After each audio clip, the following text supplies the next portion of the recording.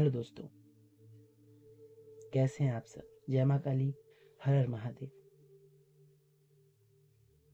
आपका माँ दुर्गा महाकाली कृपा चैनल पर हार्दिक स्वागत है। उम्मीद करता हूँ आप सब स्वस्थ होंगे, मस्त होंगे, प्रसन्न होंगे। यदि आप थोड़े से भी परेशान हैं तो मैं माँ काली से प्रार्थना करता हूँ कि माँ आपको शक्ति दे, आपके कष्टों का निवारण करे, माँ आपकी सभी मनोकामना पूर्ण करे और आपको स्वस्थ रखे। यदि आप चैनल पर पहली बार आए हैं तो चैनल को लाइक, सब्सक्राइब और शेयर कर दीजिए। साथ ही बेल आइकन के बटन को प्रेस कर दीजिए ताकि आने वाली सभी वीडियो का नोटिफिकेशन आपको प्राप्त हो।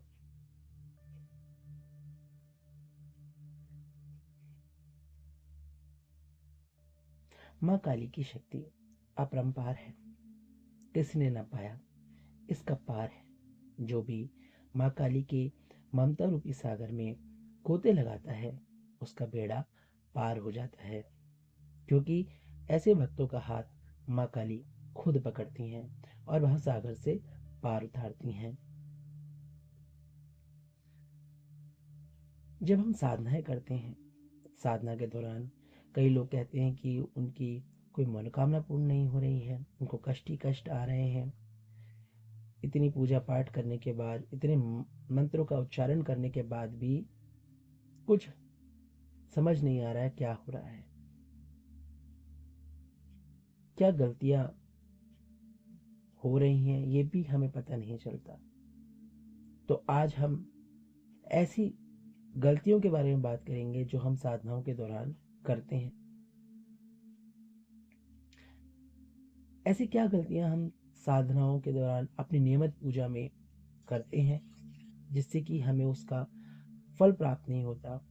जो जप होता है, जो मंत्र जप हम करते हैं, मंत्र उच्चारण करते हैं, उसका भी फल हमें प्राप्त नहीं होता, वो व्यर्थ हो जाता है। आइए जानते हैं। आप सबको माँ काली सुरक्षित रखें। पहली जो गलती है वो आप क्या करते हैं, ध्यान रखिए। आप अपने पूजा कक्ष को साफ नहीं रखते हैं, स्वच्छ नहीं रखते हैं। कोशिश करें अपने पूजा कक्ष को स्वच्छ रखने की।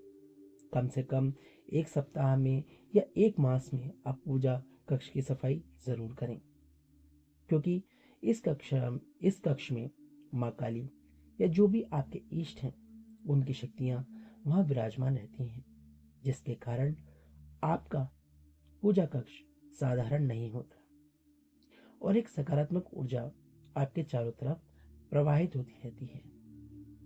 और जब भी आप पूजा कक्ष में जाए तो हमेशा साफ सुथरे होकर ही जाए, स्वच्छ होकर जाए और ऐसा समझें कि आपके चारों ओर एक शक्ति कवच है जिसके अंदर आप बैठे हुए हैं या आप उसमें प्रवेश कर चुके हैं।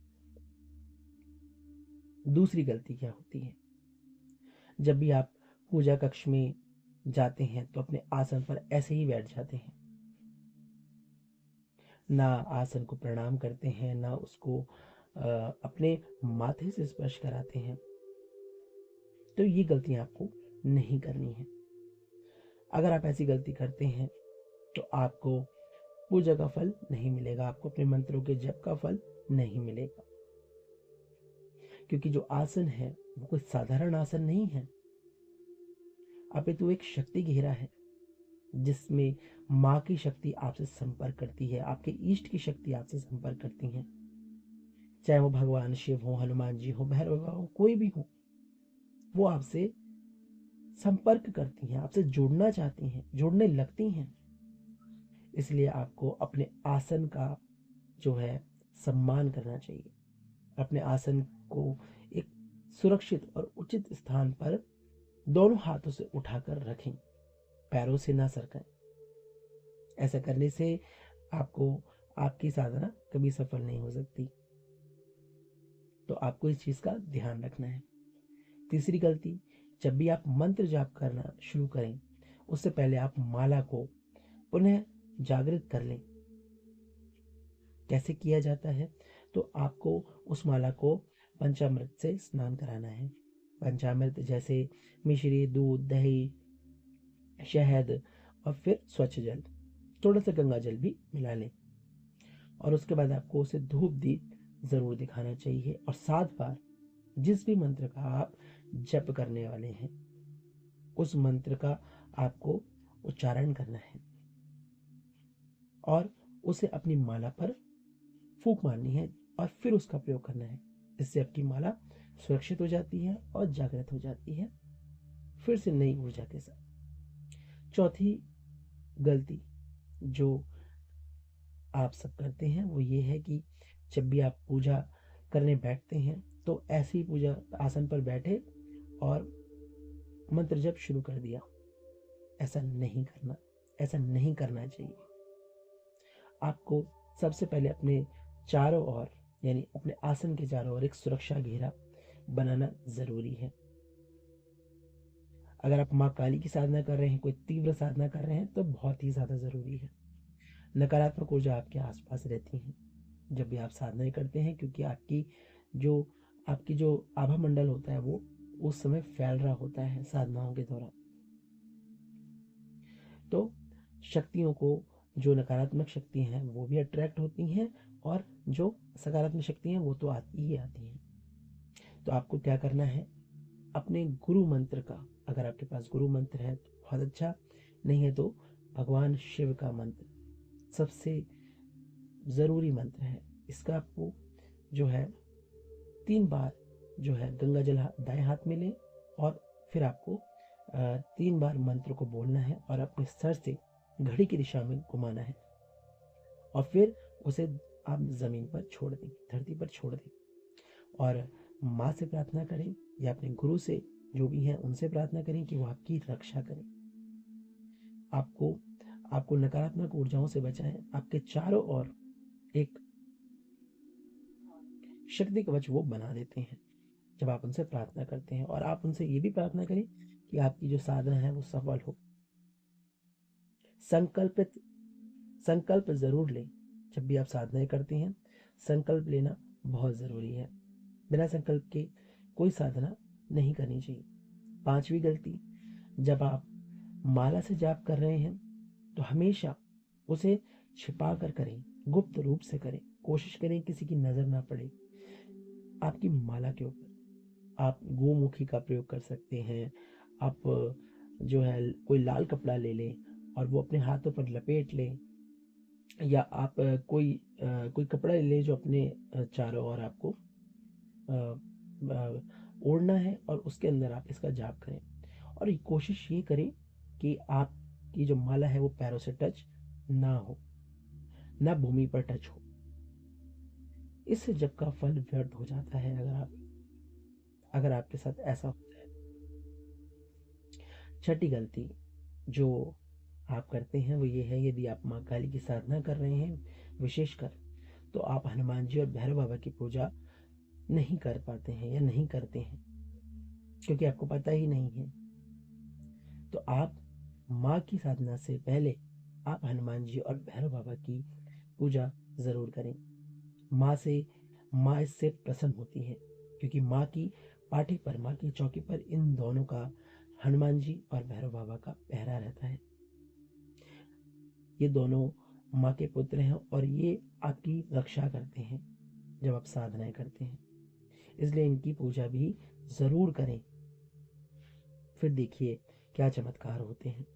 7वीं गलती जो आप करते हैं वो ये है कि जब आपकी साधना संपूर्ण हो तो माला को एक उचित स्थान पर रखें और छुपा कर रखें। इसे किसी और को प्रयोग ना करने दें। इसे संभाल कर एक स्वच्छ जगह पर रखें, क्योंकि माला एक शक्ति का खजाना है, शक्ति धन है जो आपने साधनाओं के दौरान बहुत तपस्या करके प्राप्त किया है।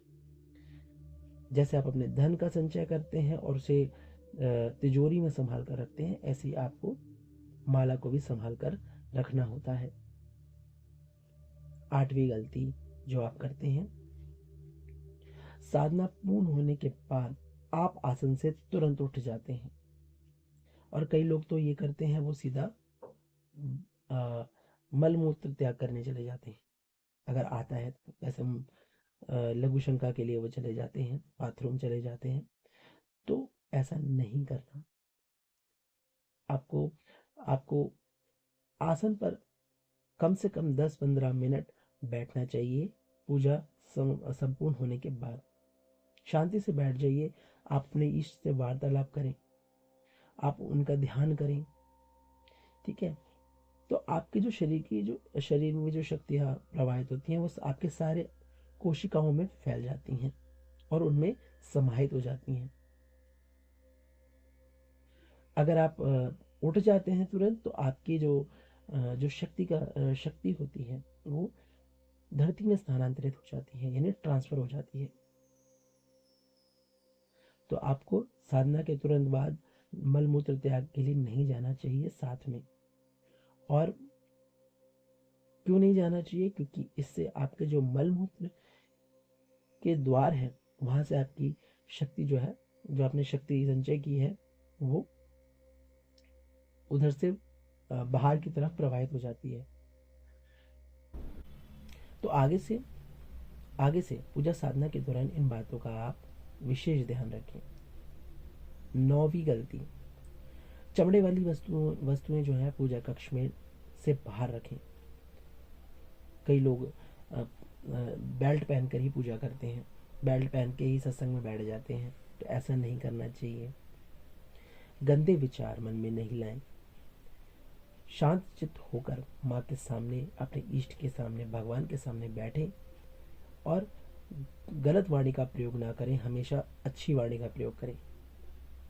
मांस मदिरा का सेवन ना करें, इससे कामुकता बढ़ती है, उत्तेजना बढ़ती है, जिससे आपके अंदर काम वासना प्रबल हो जाती है और ब्रह्मचर्य का पालन आप नहीं कर पाते। तो ब्रह्मचर्य का पालन तो बहुत जरूरी है, तो इसलिए आपको इन चीजों से दूरी बनानी है।